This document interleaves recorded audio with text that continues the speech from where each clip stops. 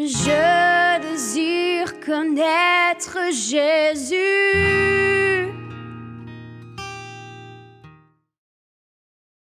Maintenant, Dieu est esprit. Nous dit la Bible dans Jean 4, le verset 24. Il est esprit. Et il faut que vous sachiez, mes frères et sœurs, je parle vraiment à ceux qui sont nés de nouveau et qui sont baptisés du Saint-Esprit. Je sais qu'il y a des curieux qui sont venus s'asseoir juste comme ça. Je parle vraiment à des gens qui ont accepté Jésus dans leur vie, qui sont nés de nouveau, qui sont baptisés du Saint-Esprit, baptisés par immersion. C'est à vous que je parle premièrement. Il faut que vous sachiez que à partir du moment où tu décides de devenir chrétien, c'est devenir un esprit. Prendre la décision de devenir un enfant de Dieu, c'est prendre la décision de devenir l'esprit d'un esprit.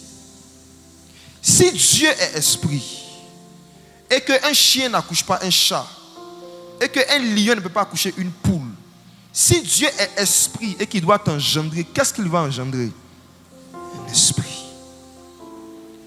Voici pourquoi dans le livre de Jean, chapitre 3, Jésus a dit que celui qui est né de l'esprit est comme, ils ont mis quoi? Le vent. Bon, la traduction est correcte, mais elle n'est pas exacte. Parce que si vous regardez dans le grec, le mot original, pneuma, qu'ils ont traduit par vent, signifie d'abord esprit. C'est le même mot qui est utilisé dans tous les évangiles quand on parle du Saint-Esprit, c'est pneuma. Il dit, celui qui est né de pneuma est comme pneuma.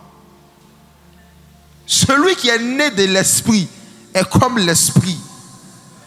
Celui qui est baptisé du Saint-Esprit devient comme le Saint-Esprit.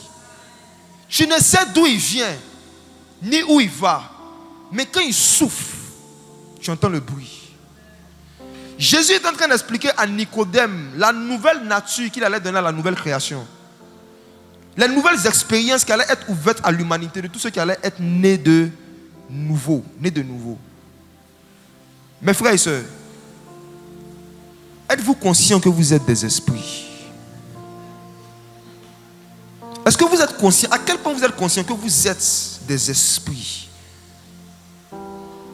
Beaucoup de gens, d'enfants de Dieu, se négligent. Ils se minimisent, spirituellement parlant, parce qu'ils ne savent pas l'identité que Jésus leur a donnée. Si vous êtes né de l'esprit, vous êtes comme l'esprit. Si vous êtes né du Saint-Esprit, vous êtes comme le Saint-Esprit. Et comment est le Saint-Esprit? Comment il parle? Comment il bouge? L'une des choses qui montre que quand quelqu'un est né de l'Esprit, il ne peut plus avoir des liens ancestraux dans sa vie, c'est que Jésus a dit que quand quelqu'un est né de l'Esprit, tu ne sais d'où il vient. En d'autres termes, tu n'as plus d'origine dans le monde spirituel. Quand tu nais de nouveau, ton origine spirituelle est effacée.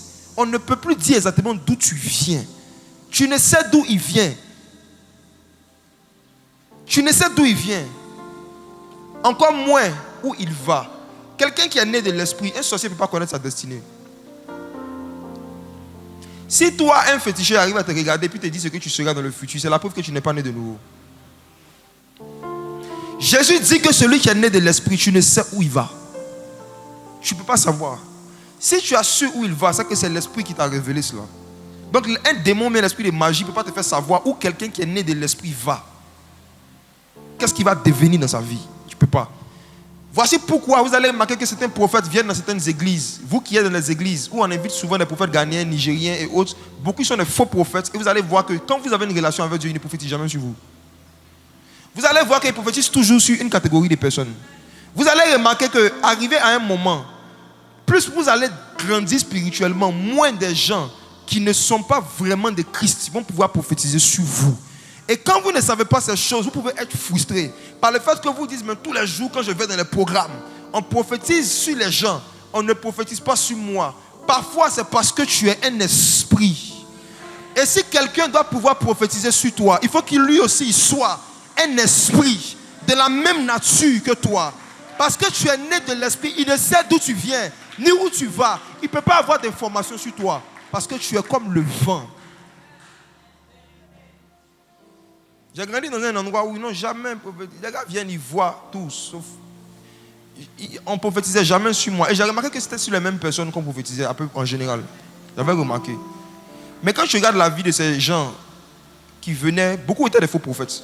Beaucoup étaient des faux prophètes. Ils travaillaient avec l'esprit de Python. Mais comme les gens ne connaissent pas l'esprit de prophétie, ils acclament seulement. Et quand moi j'ai commencé à grandir dans la connaissance de la voix de Dieu, je savais quand quelqu'un venait, si c'était un faux prophète ou pas, à travers son enseignement et son comportement. Ces deux choses, ça ne trahit pas.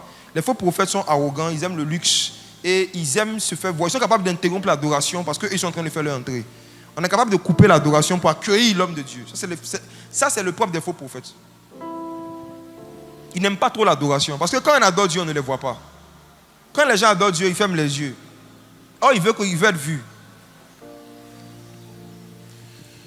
Et j'avais remarqué qu'ils avaient l'habitude de prophétiser sur les mêmes personnes. Des faux prophètes qui ne se connaissent pas. Venaient prophétiser les mêmes choses sur les mêmes personnes. Et j'ai décidé de faire des recherches sur la vie de ces personnes. Et j'ai vu qu'eux tous, ils vivaient dans le péché. J'ai compris pourquoi c'était si facile pour ces gens de voir dans leur vie.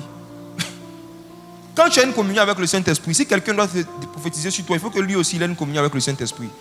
L'esprit de Python ne peut pas donner beaucoup de détails sur le passé et sur l'avenir de quelqu'un qui est né de l'Esprit. Il ne peut pas. Je désire connaître Jésus. Je désire connaître Jésus.